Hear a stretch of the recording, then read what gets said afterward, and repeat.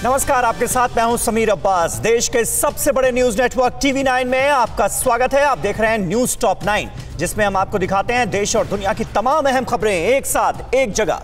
भारत चीन के बीच आज मोल्डो में 10वें दौर की बात होने वाली है। चालबाज चीन से किन मोर्चों पर भारत करेगा बात, तो वहीं फिर क्यों सुर्खियां बन रही हैं गलवान की हिंसक झड़प, और किस खौफ से पाकिस्तान अपने मियांवाली एयरबेस को कर रहा है अपग्रेड। दुश्मन मुल्कों की साजिशों से जुड़ी बड़ी खबरें सबसे पहले टॉप 9 चालबाज चीन पाक में। भारत और चीन के बीच आज सुबह 10 बजे से मोल्डो में 10वीं कॉर्प्स कमांडर स्तर की बातचीत होगी। सूत्रों के मुताबिक दोनों देश नॉर्थ और साउथ पैंगोंग से डिसएंगेजमेंट के बाद दूसरे टकराव वाले इलाकों के डिसएंगेजमेंट पर बात करेंगे। बैठक में डेप्सोंग और गोगरा हॉट स्प्रिंग का मुद्दा भी उठ सकता है।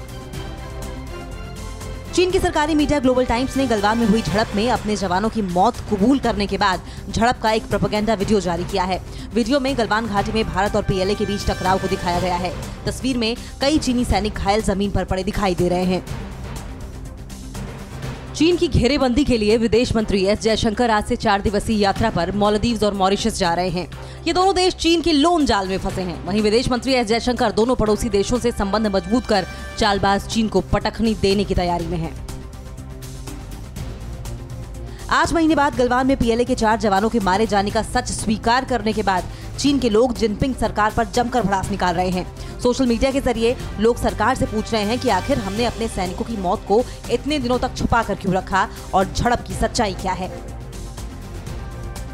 चीन ने जहां अपने 4 सैनिकों की मौत की बात कबूली है, वहीं रूस की सरकारी एजेंसी तास ने चीन के 45 सैनिकों की मौत होने का दावा किया, जबकि अमेरिकी अखबार न्यूज़वीक ने पीएलए के 60 जवानों की मौतें रिपोर्ट कर चुके हैं। टीवी 9 भारतवर्ष ने भी अपने चीनी सूत्रों से 40 चीनी सैनिकों की मौत का दावा किया था।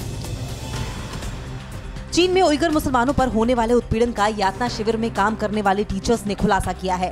CNN की रिपोर्ट के मुताबिक यातना शिविर में महिलाओं के साथ बर्बर व्यवहार किया जाता है, उनका जबरन गर्भपात करवाया जाता है। चीन के जवान उइगर मुसलमानों का नरसंहार कर रहे हैं। चीन अपने पड़ोसी देशों को कैसे फंसाता है, इसका खुलासा पड़ोसी देश श्रीलंका की पूर्व राष्ट्रपति चंद्रिका कुमार तुंगा ने किया है। उन्होंने चीन और अपनी सरकार पर आरोप लगाया है और कहा है कि श्रीलंका चीन व्यापार संघों की कॉलोनी बना रहा है। भारतीय सौदे का विरोध करने वाली पार्टियां राष्ट्रीय संपत्ति को चीन को सौंप रही हैं। फाइटर जेट राफेल की ताकत से पड़ोसी पाकिस्तान में दहशत देखी जा रही है। ओपन सोर्स इंटेलिजेंस की सैटेलाइट इमेज में खुलासा हुआ है कि पाकिस्तान मियांवाली एयरबेस पर 4 ऑयल डिपो बना रहा है। राफेल से डरी पाक एयरफोर्स अब इस एयरबेस की ऑपरेशनल पावर बढ़ाने की तैयारी कर रही है। और कृषि कानूनों पर केंद्र को घेरने के लिए प्रियंका गांधी आज कहां किसान महापंचायत को करेंगी संबोधित। बीजेपी नेताओं को लेकर क्या है भारतीय किसान यूनियन के नेता नरेश टिकैत का फरमान, और क्या बिचौलियों के फायदे के लिए विपक्ष कर रहा है प्रदर्शन। किसान आंदोलन में हो रही राजनीति से जुड़ी बड़ी खबरें देखते हैं टॉप 9 सियासत की फसल में। किसान आंदोलन के समर्थन में कांग्रेस महासचिव प्रियंका गांधी आज मुजफ्फरनगर दौरे पर रहेंगी। प्रियंका दोपहर 12 बजे बघरा गांव पहुंचेंगी, जहां वो कृषि कानून के खिलाफ हो रही महापंचायत को संबोधित करेंगी।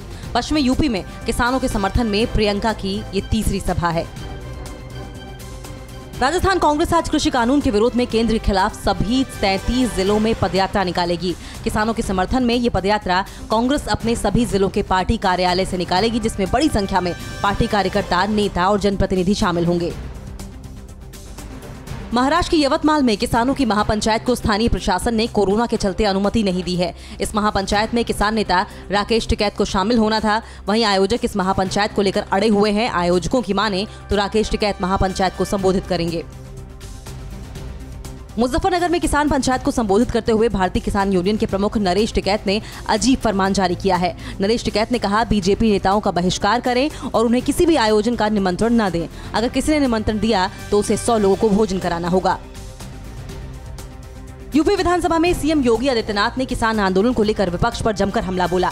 सीएम योगी ने कहा, कृषि कानून से किसानों को परेशानी नहीं है, बल्कि कृषि कानून से विपक्षी दलों के उन नेताओं को परेशानी है जिनके जरिए बिचौलियों की भूमिका खत्म हो गई है। किसान आंदोलन को लेकर विपक्ष की सियासत पर वित्त मंत्री निर्मला सीतारमण ने निशाना साधा है। सीतारमण ने कहा कि सिर्फ बिचौलियों के फायदे के लिए विपक्ष प्रदर्शन कर रहा है। सीतारमण ने कांग्रेस पर कृषि कानूनों के बारे में दुष्प्रचार फैलाने का भी आरोप लगाया। कृषि कानून के खिलाफ संयुक्त किसान मोर्चा ने आने वाली 23 फरवरी को पगड़ी संभाल दिवस मनाने का ऐलान किया है। शहीद भगत सिंह के चाचा और पगड़ी संभाल आंदोलन के संस्थापक चाचा अजीत सिंह की याद में 23 फरवरी के दिन को किसान आत्मसम्मान के रूप में मनाएंगे और आंदोलन को धार देंगे। किसानों को डायरेक्ट एमएसपी भुगतान के ऐलान पर आंदोलनकारी किसानों ने कहा है कि उन्हें आढ़ती भी पैसे डायरेक्ट अकाउंट में ही देते हैं। सरकार हमारी फसलों के पैसे जहां 6 महीने में देती है, वहीं आढ़ती उनकी 6 महीने की जरूरत पहले ही पूरा कर देते हैं। आढ़ती किसानों के लिए बैंक और एटीएम की तरह है। किसान आंदोलन से जुड़े टूल किट केस में गिरफ्तार दिशा रवि के समर्थन में ग्रेटा थनबर्ग ने ट्वीट किया है और मानवाधिकारों की बात करते हुए कहा कि प्रदर्शन करना लोकतंत्र का मूल हिस्सा है। वहीं टूल किट केस में गिरफ्तार दिशा रवि को दिल्ली के पटियाला कोर्ट ने 3 दिन की जुडिशियल कस्टडी में भेजा है। और पीएम नरेंद्र मोदी की अध्यक्षता में नीति आयोग की बैठक आज। टीएमसी विधानसभा चुनाव के लिए जारी करने जा रही है कैंपेन स्लोगन। नासा के ऐतिहासिक मिशन में शामिल भारत की बेटी ने क्या कहा। Top 9 national news. NITI Aayog की गवर्निंग काउंसिल की आज 6ठी बैठक होने जा रही है। प्रधानमंत्री मोदी की अध्यक्षता में होने वाली इस बैठक में कृषि और हेल्थ से जुड़े अहम फैसले लिए जा सकते हैं। पीएम पिछली बैठक के एजेंडे पर उठाए गए कदमों की समीक्षा करेंगे। बैठक में कई राज्यों और केंद्र शासित प्रदेशों के मुख्यमंत्री शामिल होंगे। पश्चिम बंगाल की मुख्यमंत्री ममता बनर्जी आज पीएम मोदी की अध्यक्षता में होने वाली नीति आयोग की बैठक में शामिल नहीं होंगी। इससे पहले भी ममता नीति आयोग की बैठकों को निरर्थक बता चुकी हैं। उनके मुताबिक इस संस्था के पास कोई वित्तीय शक्तियां नहीं हैं और ये राज्य की योजनाओं में कोई मदद नहीं दे सकती। तृणमूल कांग्रेस आज राज्य में होने वाले विधानसभा चुनाव 2021 को लेकर अपने प्रचार स्लोगन का ऐलान करेगी। दोपहर 12 बजे तृणमूल भवन में पार्टी चुनावी नारों के अभियान को लॉन्च करेगी। इस दौरान पार्टी के नेता और कार्यकर्ता मौजूद रहेंगे। पश्चिम बंगाल में अप्रैल मई में विधानसभा चुनाव होने हैं। असम के माजुली में 1 लाख लैंप जलाकर लोगों ने पीएम मोदी का आभार जताया और असम को दी गई योजनाओं की सौगात के लिए धन्यवाद कहा। लोगों ने दियों के जरिए थैंक यू मोदी जी लिखा। इसके अलावा लोगों ने ब्रह्मपुत्र नदी के किनारे जमकर आतिशबाजी की। आज बीजेपी की संगठन मंत्रियों की बैठक होगी। इसके बाद कल राष्ट्रीय पदाधिकारी महामंथन करेंगे, जिसमें पीएम, बीजेपी अध्यक्ष जेपी नड्डा, गृह मंत्री अमित शाह और संसदीय बोर्ड के सदस्य भी शामिल होंगे। बैठक में सभी प्रदेश अध्यक्ष, प्रदेशों के प्रभारी और सह प्रभारी, सभी प्रदेशों के संगठन महामंत्री भी मौजूद रहेंगे। पेट्रोल और डीजल की बढ़ रही कीमतों और महंगाई के खिलाफ आज कांग्रेस ने मध्य प्रदेश बंद का ऐलान किया है। पूर्व मुख्यमंत्री कमलनाथ ने एक वीडियो संदेश जारी कर अपील की है कि बंद में शामिल होकर सरकार को जगाने में साथ दें। उत्तराखंड के चमोली हादसे के बाद से ही मलबे में दबे लोगों को खोजने के लिए एनडीआरएफ और एसडीआरएफ और आईटीबीपी की टीमें लगातार लगी हैं। डीजी आईटीबीपी एसएस देसवाल ने इलाके का दौरा किया। हादसे के बाद से अब तक 62 लोगों के शव बरामद किए जा चुके हैं।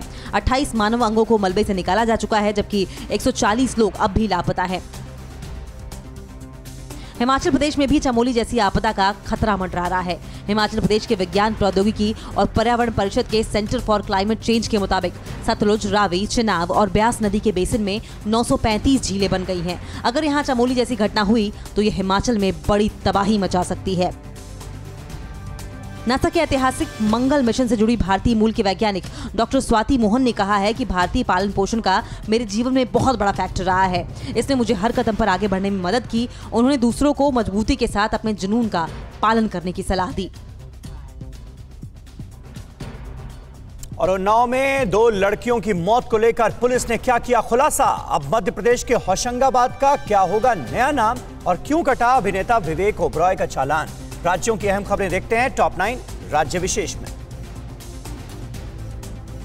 उन्नाव केस में पुलिस ने खुलासा किया है कि एक तरफा प्रेम में पागल आरोपी ने कीटनाशक पिलाकर हत्या की थी। आरोपी ने जुर्म कबूल कर लिया है। तीनों लड़कियों में से आरोपी एक से प्रेम करता था। प्रपोजल ठुकराए जाने से आहत युवक ने लड़की की हत्या की साजिश रची थी।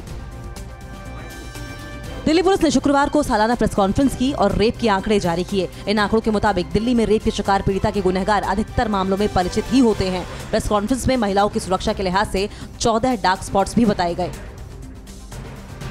लखनऊ से गिरफ्तार पीएफआई के दोनों सदस्यों ने पूछताछ के दौरान बांग्लादेश स्थित आतंकी संगठन जमातुल मुजाहिदीन से कनेक्शन होने की बात कबूल की है। असद बदरुद्दीन और फिरोज खान बांग्लादेश का दौरा भी कर चुके हैं। दोनों ने देश के अलग अलग हिस्सों में आतंकी हमला करने की योजना बनाई और विस्फोटक भी इकट्ठा कर लिए थे। नर्मदा जयंती पर होशंगाबाद पहुंचे सीएम शिवराज सिंह चौहान ने होशंगाबाद का नाम बदलकर नर्मदापुरम करने की बात कही। इसके अलावा माफिया के खिलाफ कार्रवाई जारी रहने पर जोर दिया। साथ ही रेत के डंपरों पर जुर्माना लगाने की बजाय जब्त करके नीलाम करने की बात कही। संघ प्रमुख मोहन भागवत ने संगम पर गंगा पूजन कर गोरक्षा और विश्व शांति का संकल्प लिया है। भागवत विश्व हिंदू परिषद के शिविर में गंगा समग्र की 2 दिवसीय बैठक में भाग लेने पहुंचे हैं। भागवत आज गंगा समग्र की बैठक में शामिल होंगे और वॉलंटियर्स को संबोधित करेंगे। केंद्रीय सड़क परिवहन मंत्री नितिन गडकरी ने कहा है कि सिर्फ दिल्ली में अगर 10,000 इलेक्ट्रिक बसों का इस्तेमाल होगा तो हर महीने 30 करोड़ रुपए की बचत होगी। गडकरी के मुताबिक वो अपने मंत्रालय की सभी गाड़ियों को इलेक्ट्रिक वाहन में बदलने जा रहे हैं। उन्होंने दूसरे विभागों को भी ऐसा ही करने की सलाह दी है।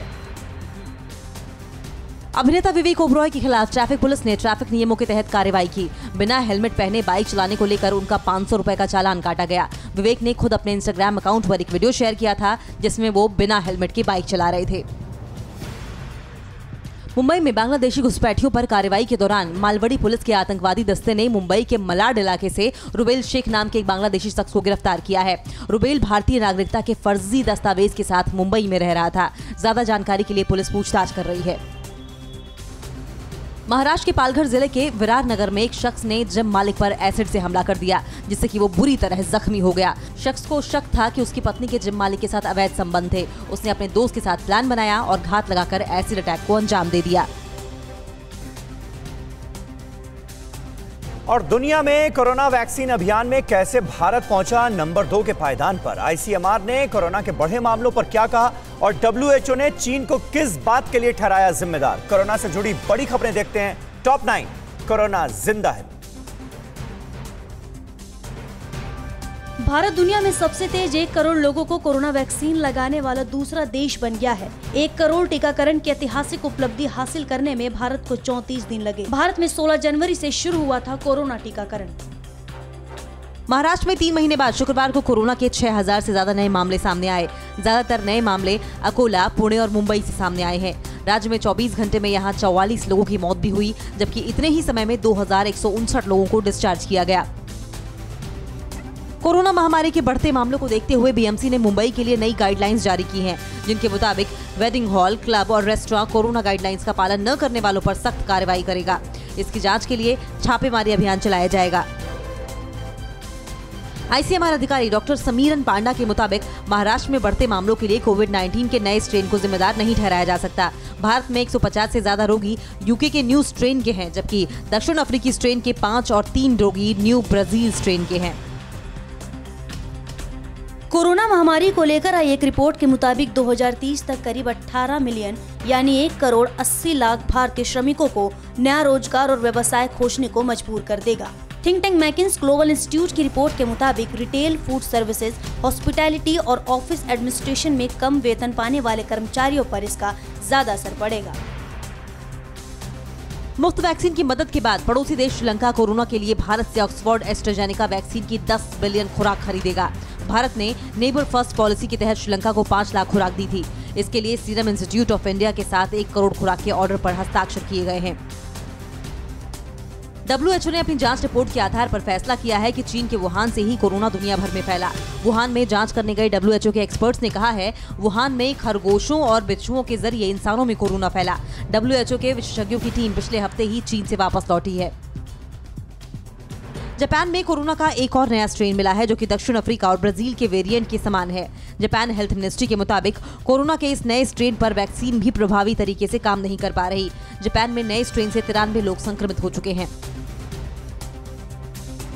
कोरोना को लेकर यूनाइटेड किंगडम में किए गए एक सर्वे से पता चला है कि ब्रिटेन में नए कोरोना वायरस संक्रमण के मामले तेजी से गिर गए हैं। कुछ दिनों पहले प्रधानमंत्री बोरिस जॉनसन ने रोड मैप तैयार किया है कि आने वाले हफ्तों में इंग्लैंड में लॉकडाउन के प्रतिबंधों को कैसे कम किया जा सकता है।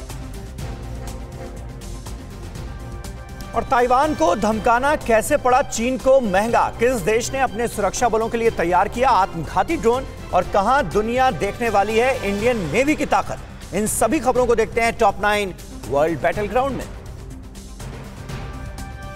ताइवान को धमकाने के लिए एक बार फिर चीन के 9 लड़ाकू विमानों ने ताइवान के दक्षिण पश्चिम हवाई क्षेत्र में उड़ान भरी, लेकिन इस बार चीन की यह हरकत उस पर भारी पड़ गई। चीन को करारा जवाब देते हुए ताइवान ने अपनी मिसाइलें तैनात की, जिसके बाद चीन को अपने विमानों के तबाह होने का डर सताने लगा। पोलैंड ने अपने सुरक्षा बलों के लिए आत्मघाती ड्रोन तैयार किया है जो टारगेट को तबाह करने में माहिर है। इन ड्रोन की खासियत है कि ये 12 किलोमीटर दूर अपने टारगेट की पहचान कर लेता है और फिर सटीक वार कर उन्हें तबाह कर देता है। इजराइल ने अमेरिका के साथ मिलकर लंबी दूरी तक मार करने वाले बैलिस्टिक मिसाइल को तैयार किया है, जिसका नाम एरो 4 मिसाइल रखा गया है। इस मिसाइल को खासकर ईरान की मिसाइल टैंक की धमकियों को ध्यान में रखकर तैयार किया गया है। दावा किया गया है कि ये ईरान की अत्याधुनिक मिसाइलों को नष्ट करने की क्षमता रखता है। यूएई में हो रहे डिफेंस एक्सपो में हिस्सा लेने के लिए इंडियन नेवी का विध्वंसक पोत INS प्रलय आबू धाबी पहुंच गया है। डिफेंस एक्सपो में दुनिया भारत के स्वदेशी जहाज INS प्रलय की ताकत देखेगी। वहीं डिफेंस एक्सपो के जरिए यूएई और इंडियन नेवी में भी रक्षा सहयोग बढ़ाने पर चर्चा होगी। साउथ चाइना सी में चीन की हेकड़ी निकालने के लिए अमेरिका और जापान के जंगी बेड़े तैनात हैं। वहीं इस दौरान दोनों देशों की नौसेना में बेहतर तालमेल भी दिखा। रूटीन ऑपरेशन के दौरान जापान के जंगी बेड़े का जब ईंधन खत्म हुआ, अमेरिका की USS बैरी ने जापान के युद्ध पोत में ईंधन भरने का काम किया, जिसकी तस्वीरें भी सामने आई। अमेरिका ने अफगानिस्तान से सैनिकों की वापसी को लेकर बड़ा बयान दिया है। अमेरिका के रक्षा मंत्री लॉयड ऑस्टिन ने तालिबान को साफ संदेश देते हुए कहा है कि शांति प्रक्रिया के तहत अगर तालिबान अफगानिस्तान में हमले और हिंसा करना बंद करेगा, तभी अमेरिकी सैनिकों की अफगानिस्तान से वापसी होगी। फ्रांसीसी नेवी ने आतंकी संगठन इस्लामिक स्टेट के खिलाफ युद्ध का बिगुल फूंक दिया है। फ्रांसीसी नेवी ने इस्लामिक स्टेट पर कार्रवाई के लिए पूर्वी भूमध्य सागर में अपने जंगी बेड़े चार्ल्स डी गॉल को तैनात किया है। फ्रांस के मुताबिक उनका ये कदम आतंक विरोधी मिशन का एक हिस्सा है। अमेरिका अब F-16 फाइटर जेट की जगह 5th जनरेशन के फाइटर जेट को तरजीह देगा। US air force chief Charles crew brown ने रक्षा मंत्रालय को F-16 को रिप्लेस करने और इसकी जगह F-35 जैसे उन्नत फाइटर जेट को और एडवांस बनाने का सुझाव दिया है। अमेरिकी एयरफोर्स ने अपने विध्वंसक विमान 17B-1B बॉम्बर्स को रिटायर कर दिया है। अमेरिका का ये बॉम्बर शीत युद्ध के वक्त दुश्मनों से मुकाबले के लिए तैयार किया गया था। अब इस पर महंगे खर्च को देखते हुए अमेरिकी वायुसेना ने इसे रिटायरमेंट देने का फैसला लिया। और म्यांमार में तख्ता पलट के बाद से क्यों नहीं थम रहा हंगामा? कहां ज्वालामुखी से निकले अंगारे और किम कार्दाशियान क्यों देने जा रही हैं अपने पति को तलाक? दुनिया भर की न्यूज देखने के लिए देखते हैं टॉप 9 ग्लोबल खबर। म्यांमार में तख्तापलट के खिलाफ प्रदर्शन जारी है। बड़ी संख्या में प्रदर्शनकारियों ने यांगोंग शहर में आंग सान सूकी के बैनर पोस्टर के साथ प्रदर्शन किया। 1 फरवरी को सैन्य तख्तापलट के बाद पूरे म्यांमार में प्रदर्शनों का दौर जारी है। प्रदर्शन के दौरान सेना की गोली से घायल महिला की 10 दिन बाद मौत हो गई है। स्पेनिश रैपर पाब्लो हसले की इस हफ्ते की शुरुआत में गिरफ्तारी ने नए सिरे से पूरे स्पेन में विरोध प्रदर्शनों का और देश में मुक्त भाषण पर नए सिरे से बहस छेड़ दी है। हजारों हैसल समर्थक उनकी गिरफ्तारी के बाद मैड्रिड, बार्सिलोना, वालेंसिया और गिरोना में सड़कों पर उतरे और गिरफ्तारी का विरोध किया। ब्रिटेन के प्रधानमंत्री बोरिस जॉनसन ने G7 समिट को लेकर खुशी जाहिर की है। बोरिस ने कहा, G7 समान विचारधारा वाले उदारवादी मुक्त व्यापार लोकतंत्रों की महान सभा है। उन्होंने G7 शिखर सम्मेलन में साथ मिलकर काम करने को लेकर उत्सुकता जताई। किम कार्दाशियन ने पति कैन्ये वेस्ट से तलाक लेने की अर्जी दे दी है। दोनों की शादी को 7 साल हो चुके हैं। पिछले महीने जनवरी में किम और कैन्ये वेस्ट के तलाक को लेकर काफी खबरें आई थी। दोनों के 4 बच्चे हैं। जानकारी के मुताबिक तलाक के पीछे किम का बार एग्जाम और वकील बनने को लेकर सीरियस होना था। अमेरिका के ग्वाटेमाला में पकाया ज्वालामुखी फटा। अच्छी बात ये रही कि ज्वालामुखी बहुत तीव्र नहीं था, लेकिन विस्फोट से कई किलोमीटर धुएं का गुबार फैल गया। पिछले कई दिनों से स्थानीय लोग पकाया ज्वालामुखी में हलचल देख रहे हैं। ज्वालामुखी के अंदर से तरह तरह की आवाजें भी लोगों के लिए चिंता का सबब बनी हुई हैं।